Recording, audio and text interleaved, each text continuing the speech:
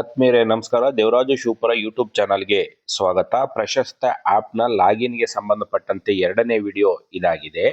ಇಂದಿನ ವಿಡಿಯೋದಲ್ಲಿ ಮುಖ್ಯ ಶಿಕ್ಷಕರು ಮತ್ತು ಸಹ ಶಿಕ್ಷಕರು ಯಾವ ರೀತಿ ಲಾಗಿನ್ ಆಗಬೇಕು, ತಮ್ಮ ಹೆಸರನ್ನ ಯಾವ ರೀತಿ ರಿಜಿಸ್ಟರ್ ಮಾಡ್ಕೋಬೇಕು ಅಂತಕ್ಕಂಥದ್ದನ್ನ ಹೇಳಿದ್ದೇನೆ. ಸೊ ಮುಖ್ಯ ಶಿಕ್ಷಕರು ಮತ್ತು ಸಹ ಶಿಕ್ಷಕರು, ಈಗ ಸಹ ಶಿಕ್ಷಕರು ರಿಜಿಸ್ಟರ್ ಮಾಡಿಕೊಂಡ ನಂತರದಲ್ಲಿ ಕೊನೆಯಲ್ಲಿ ಈ ತರದ ಒಂದು ಇಂಟರ್ಫೇಸ್ ಪೇಜ್ ಕಾಣುತ್ತೆ. ನಾವು ಇಲ್ಲಿ ಆಡ್ ಸ್ಕೂಲ್ ಅನ್ನೋದ್ರ ಮೇಲೆ ಕ್ಲಿಕ್ ಮಾಡ್ತೀವಿ. ಮೇಲ್ಗಡೆ ನೀವು ಕಾಣಬಹುದು you are not linked to a school at. ಅಂದ್ರೆ ಈಗ ನಾವು ಆಡ್ ಸ್ಕೂಲ್ ಅನ್ನ ಕ್ಲಿಕ್ ಮಾಡಕ್ಕೆ ಹೋದಾಗ ಈ ರೀತಿ ಬರುತ್ತೆ. ಅಂದ್ರೆ ಮುಖ್ಯ ಶಿಕ್ಷಕರು ನಮ್ಮ ಒಂದು ರಿಕ್ವೆಷನ್ ನ ಇನ್ನೂ ಕೂಡ ಅಕ್ಸೆಪ್ಟ್ ಮಾಡಿಲ್ಲ ಅಂತ ಹೇಳಿ. ಸೊ ಹಾಗಾಗಿ ಇದಾದ ನಂತರದಲ್ಲಿ ಏನು ಸಹ ಶಿಕ್ಷಕರು ಈ ರೀತಿ ರಿಕ್ವೆಸ್ಟ್ ಅನ್ನ ಕಳಿಸಿದ ನಂತರದಲ್ಲಿ ಮುಖ್ಯ ಶಿಕ್ಷಕರು ತಮ್ಮ ಲಾಗಿನ್ ನಲ್ಲಿ ಸಹ ಶಿಕ್ಷಕರ ಒಂದು ರಿಕ್ವೆಸ್ಟ್ ಅನ್ನ ಅಕ್ಸೆಪ್ಟ್ ಮಾಡಬೇಕಾಗತ್ತೆ. ಅದನ್ನ ಯಾವ ರೀತಿ ಅನ್ನೋದನ್ನ ನೋಡ್ತಾ ಹೋಗೋಣ. ನೋಡಿ, ರಿಕ್ವೆಸ್ಟ್ ಅನ್ನ ಕಳಿಸಿದ ನಂತರದಲ್ಲಿ ಈ ರೀತಿಯ ಒಂದು ನೋಟಿಫಿಕೇಶನ್ ತಾವು ಕಾಣಬಹುದು. ನಿಮ್ಮ you have request to join ಇಂತ ನಿಮ್ಮ ಶಾಲೆಯ ಹೆಸರು ಅಂತೇಳಿ ಅದು ತೋರಿಸ್ತಾ ಹೋಗುತ್ತೆ.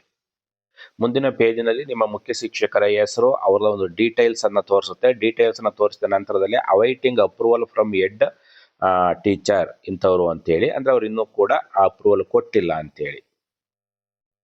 ನೋಡಿ, ಸಹ ಶಿಕ್ಷಕರು ರಿಕ್ವೆಷನ್ ಕಳಿಸಿದ ನಂತರದಲ್ಲಿ ಮುಖ್ಯ ಶಿಕ್ಷಕರು ತಮ್ಮ ಒಂದು ಲಾಗಿನ್ ಪೇಜ್ ಅನ್ನ ಓಪನ್ ಮಾಡ್ಕೋಬೇಕು.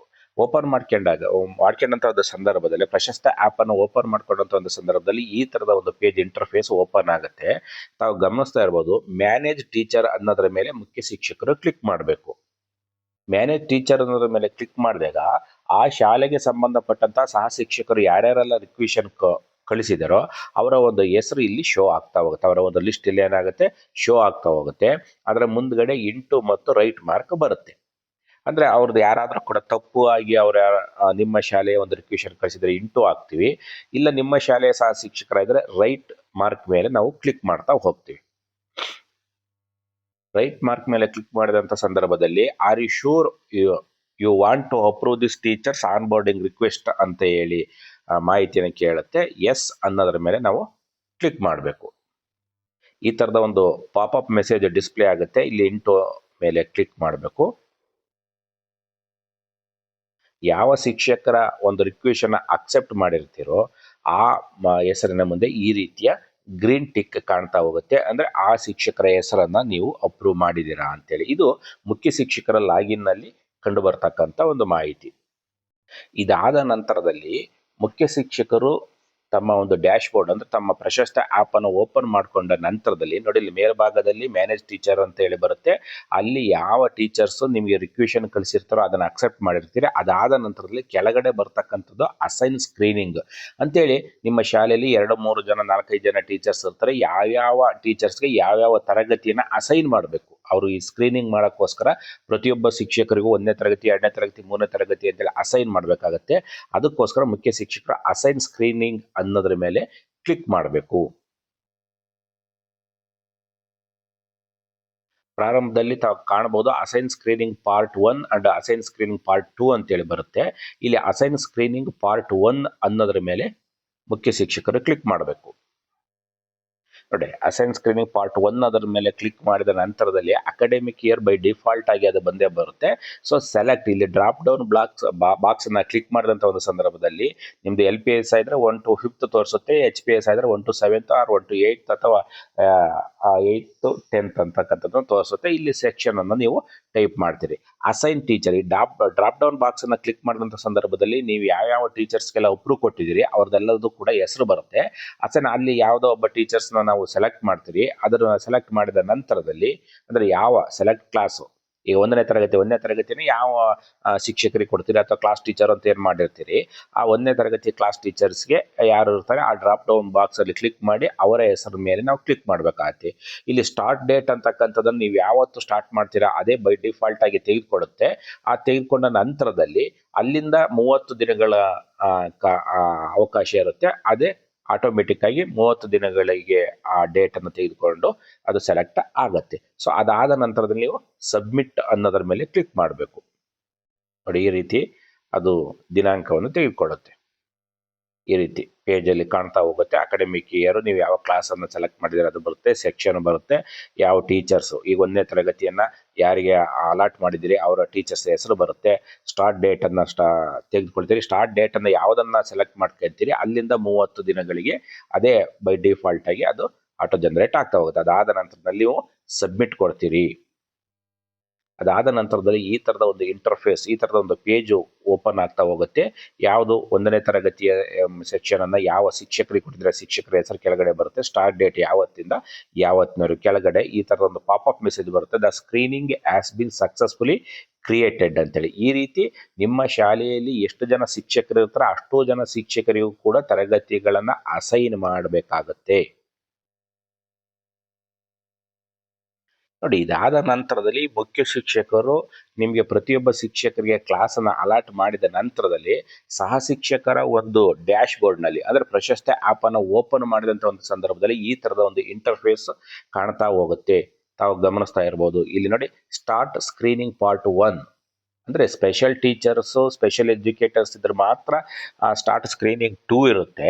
ಅದರ್ವೈಸ್ ಮಾಮೂಲಿ ಸಾಮಾನ್ಯ ಶಿಕ್ಷಕರು ಎಲ್ಲರೂ ಕೂಡ ಸ್ಟಾರ್ಟ್ ಸ್ಕ್ರೀನಿಂಗ್ ಪಾರ್ಟ್ 1 ಅನ್ನು ಮಾತ್ರ ಮಾಡಬೇಕು. ಅದರ ಮೇಲೆ ನಾವು ಕ್ಲಿಕ್ ಮಾಡ್ತೀವಿ.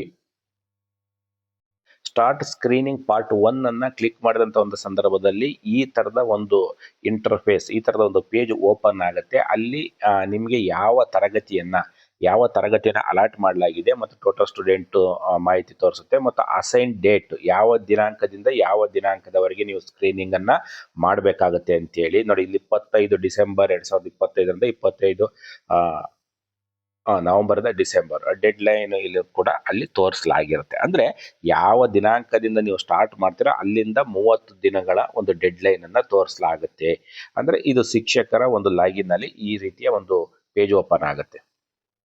ಇದಾದ ನಂತರದಲ್ಲಿ ಅದನ್ನು ಕ್ಲಿಕ್ ಮಾಡಿದಂಥ ಸಂದರ್ಭದಲ್ಲಿ ಕೆಳಭಾಗದಲ್ಲಿ ತಾವು ಗಮನಿಸ್ತಾ ಇರ್ಬೋದು, ಆ್ಯಡ್ ಸ್ಟೂಡೆಂಟ್ ಅಂತ ಹೇಳಿ ಬರುತ್ತೆ. ಈ ಆ್ಯಡ್ ಸ್ಟೂಡೆಂಟ್ ಅನ್ನೋದ್ರ ಮೇಲೆ ಕ್ಲಿಕ್ ಮಾಡಿದಾಗ 3 ಆಪ್ಷನ್ಸ್ಗಳು ಬರ್ತಾ ಹೋಗ್ತವೆ. ನೋಡಿ, 3 ಆಪ್ಷನ್ಸ್ಗಳಲ್ಲಿ ಇಲ್ಲಿ ಆ್ಯಡ್ ಇಂಡಿವಿಜುವಲ್ ಬರುತ್ತೆ, ಬಲ್ಕ್ ಅಪ್ಲೋಡ್ ಬರುತ್ತೆ, ಇಂಪೋರ್ಟ್ ಎಕ್ಸಿಸ್ಟಿಂಗ್ ಅಂತೇಳಿ ಬರುತ್ತೆ. ಇಂಪೋರ್ಟ್ ಎಕ್ಸಿಸ್ಟಿಂಗ್ ಅಂತೇಳಿ ಪ್ರೀವಿಯಸ್ ಇಯರಲ್ಲಿ UDES ಪ್ಲಸ್ ಇರ್ತಕ್ಕಂಥ ಮಾಹಿತಿ ಇಂಪೋರ್ಟ್ ಆಗುತ್ತೆ ಅಂತ ಹೇಳಿದ್ದಾರೆ. ಬಟ್ ಅದನ್ನು ಕ್ಲಿಕ್ ಮಾಡಿದಂಥ ಒಂದು ಸಂದರ್ಭದಲ್ಲಿ ಪ್ರತಿ ಸಂದರ್ಭದಲ್ಲೂ ಕೂಡ ಎರರನ್ನೇ ತೋರಿಸ್ತಾ ಇರುತ್ತೆ. ಸದ್ಯದ ಪರಿಸ್ಥಿತಿಯಲ್ಲಿ ನಾವು ಏನು ಮಾಡ್ಬೋದು, ಆ್ಯಡ್ ಇಂಡಿವಿಜುವಲ್ ಅನ್ನೋದ್ರ ಮೇಲೆ ಕ್ಲಿಕ್ ಮಾಡಬೇಕು. ಆ್ಯಡ್ ಇಂಡಿವಿಜುವಲ್ ಅನ್ನೋದ್ರ ಮೇಲೆ ಕ್ಲಿಕ್ ಮಾಡಿದಂಥ ಒಂದು ಸಂದರ್ಭದಲ್ಲಿ ಈ ರೀತಿ ಸ್ಟೂಡೆಂಟ್ ನೇಮನ್ನು ಕೇಳುತ್ತೆ, ರಿಜಿಸ್ಟ್ರೇಷನ್ ID ಕೇಳುತ್ತೆ.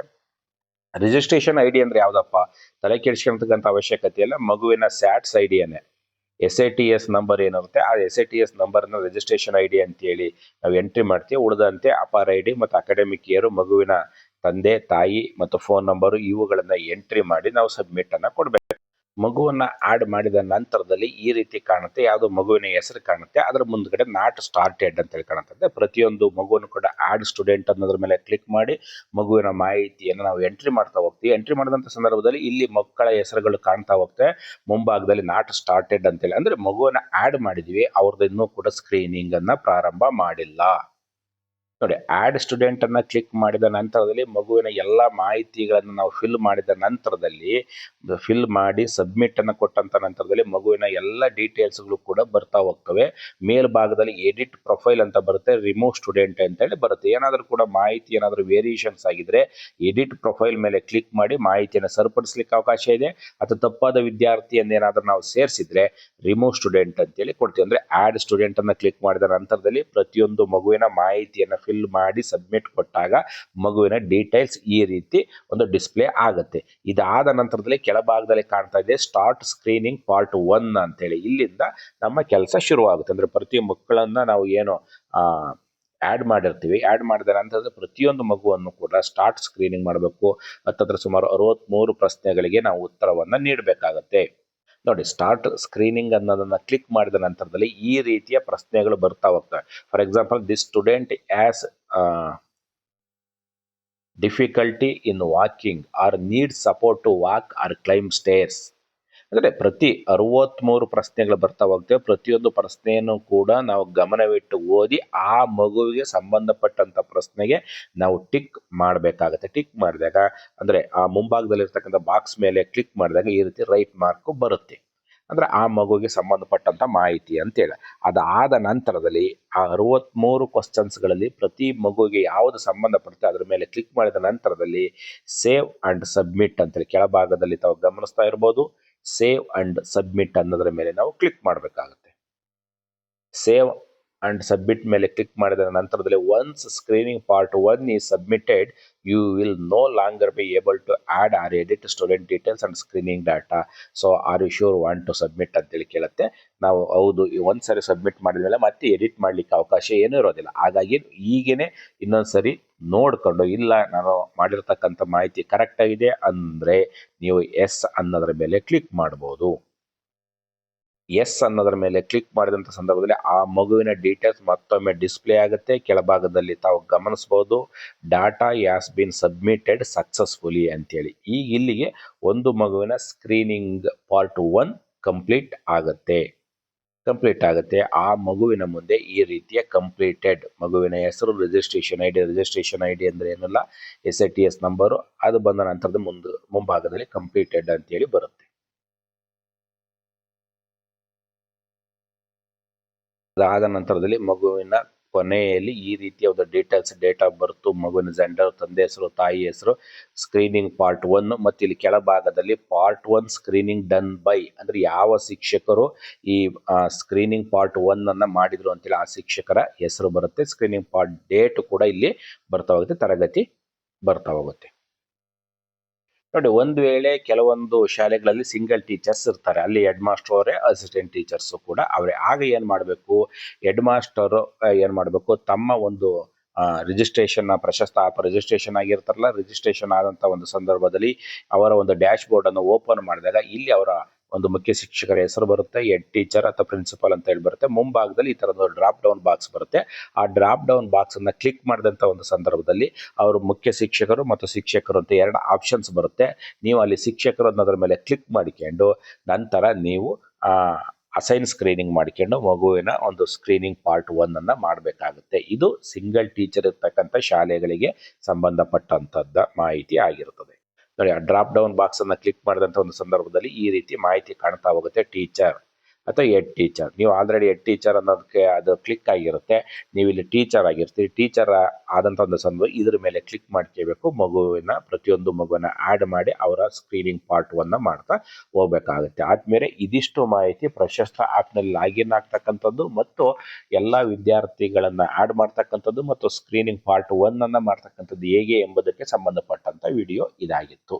ಆದ್ಮೇಲೆ ನೀವು ಇದುವರೆಗೂ ಕೂಡ ದೇವರಾಜು ಶಿವಪುರ ಯೂಟ್ಯೂಬ್ ಚಾನಲ್ಗೆ ಸಬ್ಸ್ಕ್ರೈಬ್ ಆಗಿಲ್ಲ ಅಂದರೆ ಸಬ್ಸ್ಕ್ರೈಬ್ ಆಗಿ. ವಿಡಿಯೋ ಇಷ್ಟ ಆದರೆ ಲೈಕ್ ಮಾಡಿ, ಇದರ ಲಿಂಕನ್ನು ನಿಮ್ಮ ಸ್ನೇಹಿತರಿಗೆ, ಬಂಧು ಮಿತ್ರರಿಗೆ ಶೇರ್ ಮಾಡಿ. ಧನ್ಯವಾದಗಳು.